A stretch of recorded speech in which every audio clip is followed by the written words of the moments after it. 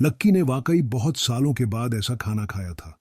खाना खाकर लग तो बहुत अच्छा रहा था, लेकिन मन ही मन उसे ये बात खटक रही थी कि उसने ये खाना अकेले ही खा लिया था। वो चाहता था कि इस लजीज खाने का जायका उसके दोस्तों की जुबान पर भी घुलना चाहिए। इसलिए उसने रुस्तम से खाना बंधवाने की बात कही थी। लेकिन रुस्तम इस दुविधा में पड़ गया था कि उसके मालिक की डिमांड को कैसे पूरा करे। फिर भी रुस्तम ने कहा, हाँ, हाँ सर, आप चिंता मत करिए, हम अभी पैक करवा देते हैं। जैसे ही रुस्तम ने ये बात कही, वो होटल के मैनेजर को बुलाने के लिए कमरे से बाहर चला गया। उसने मैनेजर को फोन मिलाया और उसे जल्दी से जल्दी सारा सामान इकट्ठा करने के लिए कहा। मैनेजर ने तुरंत सारा सामान मंगवाया और रसोई में अपने खानसामों से बाकी का काम छुड़वाकर उन्हें इस काम में लगा दिया। लगभग आधे घंटे के अंदर ही सारा खाना बनकर तैयार हो गया था और मैनेजर वो सारा खाना लेकर रूम नंबर 888 में आ गया था। वहां के हर अटेंडेंट के हाथ में एक नीले और सफेद रंग का डिब्बा था। मैनेजर ने कमरे के अंदर आते ही कहा, रुस्तम सर, खाना तैयार है। रुस्तम ने उसे इशारा किया और अटेंडेंट ने सारा खाना लगा दिया। रुस्तम ने एक एक डिब्बे का ढक्कन खुलवाया और उसे देखा और उसकी खुशबू भी ली। फिर उसने खाना लक्की की को दिखाया और बोला, सर, आप देख लीजिए, सब कुछ ठीक है ना? अगर आपको और किसी चीज की जरूरत हो तो मुझे बताइए, हम अभी रेडी करवा देते हैं। लक्की ने अपनी आंखों से उन डिब्बों को देखा। उसमें ढेर सारा खाना था। उसके तो सिर्फ 3 ही दोस्त थे, लेकिन खाने को देखकर ऐसा लग रहा था कि इसमें आराम से 15 लोग निपट सकते थे। लक्की ने रुस्तम की ओर देखा और बोला, ये तो बहुत सारा है रुस्तम जी, मेरे तो सिर्फ 3 ही दोस्त हैं, मुझे सिर्फ एक ही बॉक्स दे दीजिए, काफी है। अगर मैं इतना सब अपने साथ ले जाऊंगा तो वेस्ट हो जाएगा। अगर आप चाहे और ये रिटर्न हो सके तो रिटर्न कर दीजिए, और अगर रिटर्न ना हो तो इसे बाकी लोगों में ही बंटवा दीजिए। लक्की ने मुस्कुराते हुए अपने लिए एक डिब्बे का ढक्कन लगा लिया था। मैनेजर ने डिब्बे के साथ एक बोतल वाइन भी रखवा दी थी। जैसे ही लक्की उस डिब्बे को उठाकर निकलने लगा तो रुस्तम उसके हाथ से डिब्बा लेने के लिए आगे आया और बोला, अरे अरे सर, आप इसे क्यों उठा रहे हैं? लाइए, मैं इसे उठाकर रखवा देता हूं। लक्की ने काफी कोशिश की कि वो डिब्बा अपने ही हाथ में रखे, लेकिन रुस्तम डांगी माना ही नहीं और उसने आखिरकार लक्की के हाथ से वो डब्बा ले लिया और उसके पीछे पीछे चलने लगा। उसके समूह के बाकी लोग भी लक्की के साथ उसके पीछे ही चल रहे थे। ठीक है रुस्तम जी, लंच के लिए थैंक यू। आप लोगों से मिलकर बहुत अच्छा लगा। अब प्लीज आप लोग तकलीफ मत लीजिए, मैं यहां से अपने लिए टैक्सी ले लूंगा। लक्की ने सभी लोगों को देखा और रुस्तम से कहा।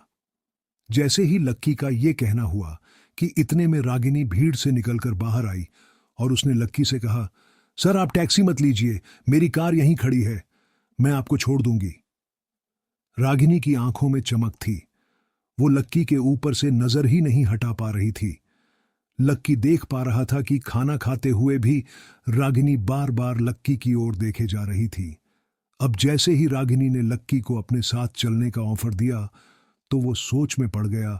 उसका मन तो कर रहा था कि वो हां कर दे और ये भी कर रहा था कि ना कर दे। ना वो इसलिए करना चाह रहा था क्योंकि वो नहीं चाहता था कि कॉलेज में लोग उसे घूर कर देखें। लक्की के कॉलेज में किसी के कार से आने की, और वो भी किसी लड़की के साथ, इस चीज की कल्पना कोई नहीं कर सकता था। लेकिन उसका हां करने के पीछे का सिर्फ एक ही कारण था, रागिनी। वो रागिनी की धूप से मिचमिचाती हुई आंखों को चाहकर भी मना नहीं कर सकता था और इसलिए उसने कहा, ठीक है, ऐसा भी कर सकते हैं। जैसे ही लक्की ने रागिनी के साथ जाने के लिए हां की, रुस्तम और बाकी लोगों की जान में जान आ गई। रागिनी का ऑफर एक्सेप्ट करते ही वो समझ गए थे कि लक्की उनकी मेहमान नवाजी से खुश था। रागिनी उसे अपने साथ अपनी कार की ओर ले गई और बाकी लोगों ने उससे विदा कर दिया। जैसे ही रागिनी ने देखा कि बाकी लोग निकल गए हैं, वो लक्की की ओर घूमी और बोली, सर, आपने मेरे साथ आने के लिए हां कर दिया, इसके लिए बहुत बहुत थैंक यू सर। लक्की ने उसकी ओर देखा और मुस्कुरा दिया। इसके बाद रागिनी के दिमाग में ना जाने क्या शक आया। उसने फिर से लक्की की ओर देखा और बोली, सर, आपको मालूम है ना कि लिफ्ट में जिस लड़की के साथ आपकी लड़ाई हुई थी, वो लड़की मैं ही थी। I A N M really sorry sir, मुझे नहीं मालूम था कि आप। मैंने आपके ऊपर डाउट किया, आपको इतना कुछ कह दिया, इसके लिए आप मुझे माफ कर दीजिए सर, प्लीज, रागिनी ने कहा और लक्की का हाथ पकड़ लिया। जैसे ही रागिनी ने लक्की के हाथ को अपने हाथ में थामा, उसके तन बदन में मानो आग सी लग गई। उसे उम्मीद नहीं थी कि रागिनी इतनी जल्दी इसके बारे में बात करना शुरू कर देगी। लक्की ने कहा, अरे ये सब तुम क्या कर रही हो? रागिनी, उसकी कोई जरूरत नहीं है, गलती मेरी भी तो थी।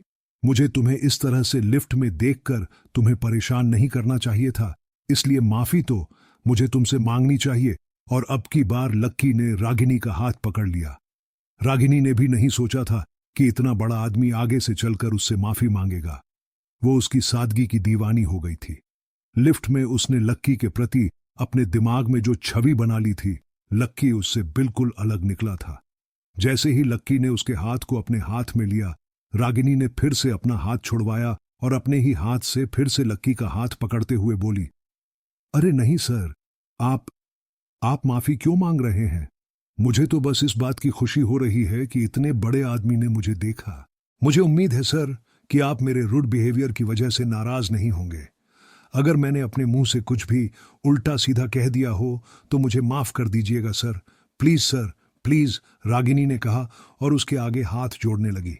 जब लक्की को लगा कि ये माफी मांगने और माफ करने का सिलसिला इतनी जल्दी खत्म नहीं होने वाला था, तो उसने बात को वहीं खत्म करते हुए कहा, अच्छा चलो ठीक है, जो हुआ उसे भूल जाओ और गाड़ी स्टार्ट करो। रागिनी ने देखा कि लक्की के चेहरे पर वही सादगी भरी मुस्कान थी। इसे देखने के लिए वो बार बार लक्की की ओर देखती। उसके पतले पतले होंठ किसी फूल की पत्तियों की तरह लग रहे थे और जैसे ही वो खिलते थे तो लगता था कि पूरे मौसम में खुशबू फैल गई हो। ओके सर, ठीक है, रागिनी ने शर्माते हुए कहा और कार अनलॉक कर दी। लक्की और रागिनी गाड़ी में बैठे और देखते ही देखते उनकी गाड़ी ने लक्की के कॉलेज जाने वाली सड़क को पकड़ लिया था। अपनी जेब से फोन निकाला और अमित को फोन करके पूछा, कहाँ हो तुम लोग? हम लोग अभी यहीं हॉस्पिटल में ही हैं, कोयल के साथ, अमित ने कहा। लक्की ने जैसे ही सुना कि उसके दोस्त अभी भी हॉस्पिटल में ही थे तो वो दुविधा में पड़ गया। अब उसे समझ नहीं आ रहा था कि वो खाना लेकर हॉस्पिटल जाए या फिर हॉस्टल आकर उनके आने का इंतजार करे। उसने देखा कि खाना अभी गर्म था और अगर वो हॉस्टल जाता और उनका इंतजार करता तो खाना ठंडा हो जाता और उसका स्वाद भी खराब हो जाता। लेकिन अगर वो गर्मा गर्म खाना लेकर हॉस्पिटल चला जाता तो उधर कोयल गर्म हो जाती। इसी उलझन में लक्की सड़क को देखे जा रहा था कि तभी रागिनी ने उसे देखा और पूछा, सर, आपके कॉलेज ही चलना है ना? रागिनी के चेहरे पर एक मुस्कान थी। लक्की के मन में एक बार के लिए यह ख्याल आया कि हॉस्टल का कमरा खाली है और अभी अमित और बाकी लोगों के आने में कुछ वक्त है। ऐसे में वो चाहता तो रागिनी को अपने साथ उस कमरे में ले जा सकता था। उसकी दिल की धड़कन में थोड़ा इजाफा हो गया था, लेकिन इससे पहले कि वो उसे लेकर हॉस्टल जाता, उसने अपने आप को शांत करते हुए कहा, नहीं, हम लोग हॉस्पिटल चलते हैं, वहां पर मेरी एक फ्रेंड एडमिट है। लक्की ने कहा, ठीक है सर, फिर मैं उधर ही गाड़ी मोड़ लेती हूं, रागिनी ने कहा और गाड़ी को सिटी हॉस्पिटल की तरफ मोड़ लिया। रागिनी को थोड़ी देर बाद महसूस हुआ कि रागिनी की पूरी गाड़ी में उसकी परफ्यूम की महक घुल गई थी। इतनी मोहक खुशबू थी। लक्की भी उसे जितना समेटता जा रहा था वो उतनी कम पड़ती जा रही थी। जब लक्की का दिल सिर्फ खुशबू से नहीं भरा तो उसने रागिनी को देखने के लिए अपना चेहरा हल्का सा उसकी दिशा में घुमा लिया। लेकिन जैसे ही उसने देखा कि रागिनी उसे ही देख रही थी तो उसने तुरंत अपनी नजर नीचे कर ली। उसके गाल शर्म से लाल हो गए थे और उसकी आंखों में उसकी हंसी चमक रही थी। अचानक उसे लग रहा था कि वो फिर से वही हरकत कर रहा था जो वो लिफ्ट में कर रहा था और उसे अपने आप पर ही शर्म आ रही थी। वैसे सर, अगर आप चाहे तो फिर से अपनी नजर उठाकर देख सकते हैं। इस बार आपको, रागिनी ने भी शर्माते हुए कहा। बड़ी हिम्मत करके उसने ये बात कही और कहते ही उसका दिल भी जोर जोर से धड़कने लगा। जैसे ही लक्की ने उसके मुंह से ये सुना, उसकी शर्म और ज्यादा बढ़ गई। उसने बिना रागिनी की ओर देखे कहा, हाँ, क्या कहा तुमने? मैंने पहले भी यही कहा था कि अगर सर की नजर मेरे ऊपर पड़ती है तो ये मेरे लिए एक बहुत बड़ी ब्लेसिंग है, इसलिए आप चाहे तो, रागिनी ने कहा और मुस्कुराते हुए सड़क की ओर देखने लगी। लक्की भी मुस्कुराने लगा। उसके पास कहने के लिए कुछ नहीं था। उसके दिल की धड़कन उसकी जुबान से ज्यादा बोल रही थी। लक्की ने फिर भी रागिनी को झलक भर ही देखा था और उसका मन किया कि वो अपनी आंखों को हमेशा हमेशा के लिए रागिनी के ही नाम कर दे। उसके गाल, उसके कान और उसकी उंगलियां, उन सब में कोई जादू सा था। लक्की ने अपनी जिंदगी में इतनी खूबसूरत लड़की को इतने पास से कभी नहीं देखा था। देखते ही देखते कब सिटी हॉस्पिटल आ गया पता ही नहीं चला। रागिनी ने देखा कि लक्की उसे अभी भी देख रहा था तो उसने गाड़ी का हॉर्न बजा दिया। जैसे ही लक्की का ध्यान टूटा, रागिनी ने सामने की ओर इशारा किया। लक्की ने देखा कि उनकी गाड़ी हॉस्पिटल के सामने आकर खड़ी हो गई थी। हम पहुंच भी गए। थैंक यू, अब मैं यहां से टैक्सी ले लूंगा, लक्की ने कहा। उसे इतनी जल्दी सफर खत्म होने का बहुत मलाल हो रहा था। फिर वो गाड़ी से नीचे उतरा और उसके पीछे पीछे रागिनी भी नीचे उतर गई, इससे पहले कि लक्की अपना हाथ खाने का डिब्बा लेने के लिए आगे बढ़ाता। रागिनी ने अपने हाथ से वो डिब्बा निकला और लक्की की ओर बढ़ा दिया। थैंक यू सो मच, लक्की ने मुस्कुराते हुए कहा और फिर से एक बार रागिनी को निहार लिया। रागिनी भी शर्माई और गाड़ी की ओर जाते हुए बोली, फिर मिलेंगे सर, आपसे मिलकर बहुत अच्छा लगा। लक्की ने उसकी ओर हाथ हिलाया और रागिनी भी लक्की की ओर हाथ हिलाते हुए वहां से निकल गई। रागिनी की गाड़ी को विदा करने के बाद लक्की हॉस्पिटल के अंदर दाखिल हो गया था। उसने रिसेप्शन पर कोयल के वार्ड के बारे में पूछा और सीधा पहली मंजिल पर चला गया। दाएं मुड़ते ही सबसे पहला कमरा कोयल का ही था। उसका दरवाजा लगा हुआ था। जैसे ही लक्की ने दरवाजा खोला, उसके चरमराने की आवाज आई। लक्की ने देखा कि उसे एक छोटे से कमरे में रुकवाया हुआ था। कोयल को देखने से ही लग रहा था कि उसे ज्यादा चोट नहीं आई थी, बस उसके पैर में थोड़ी लगी थी।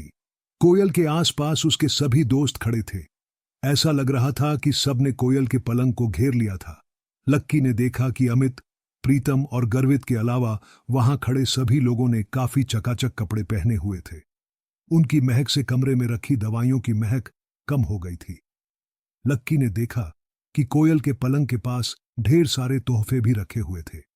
उनमें से कुछ फूलों के थे तो कुछ गेट वेल सुन के कार्ड थे और कुछ ड्राई फ्रूट्स के छोटे छोटे डिब्बे थे। देखने में वो सब काफी रंग बिरंगे और सुंदर लग रहे थे।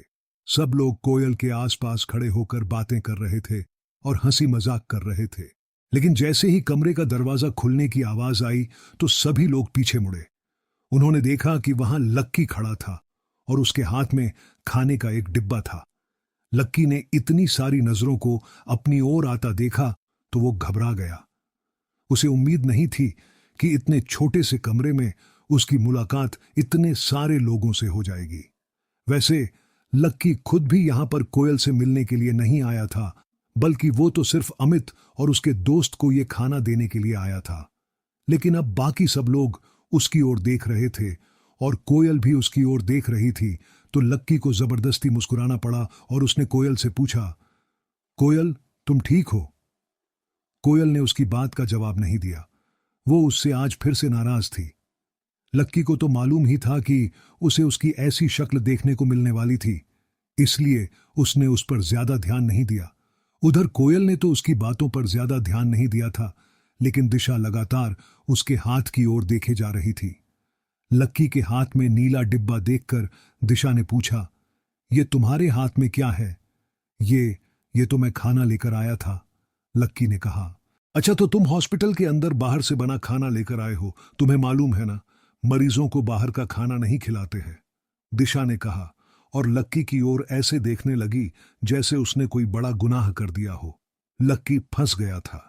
उसने कहा नहीं था कि वो ये खाना कोयल के लिए नहीं बल्कि अमित और उसके बाकी के दोस्तों के लिए लेकर आया था। अब वो क्या जवाब देता उसे समझ नहीं आ रहा था। उसने पसीना पोंछने के लिए जेब में हाथ डाला, लेकिन उसे पता चला कि रूमाल उसकी जेब में नहीं था। उधर लक्की की नाक में अस्पताल की खुशबू घुस गई थी। वहीं इधर रागिनी की गाड़ी में से लक्की की खुशबू जाने का नाम ही नहीं ले रही थी। रागिनी को गाड़ी चलाते हुए ये महसूस हो रहा था कि लक्की के उत्तर जाने के बाद भी उसकी महक गाड़ी में बनी हुई थी। पहले तो उसे लगा कि शायद ये उसका वहम है, लेकिन जब 2-3 बार उसने सूंघ कर देखा तो उसे पता चला कि वो सच में लक्की की ही महक थी। जब रागिनी ने गाड़ी को सिग्नल पर रोका और अपने बगल वाली सीट पर देखा तो पाया कि लक्की का रुमाल वहीं गिर गया था।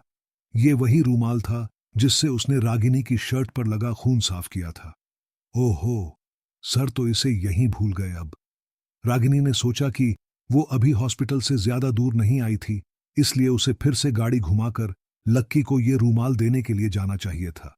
अब आगे क्या होने वाला था? लक्की कैसे अपने आप को कोयल के गुस्से से बचाता और क्या रागिनी उसे रूमाल देने के लिए हॉस्पिटल आ जाती? जब सब लोग लक्की को रागिनी के साथ देखते तो क्या सोचते?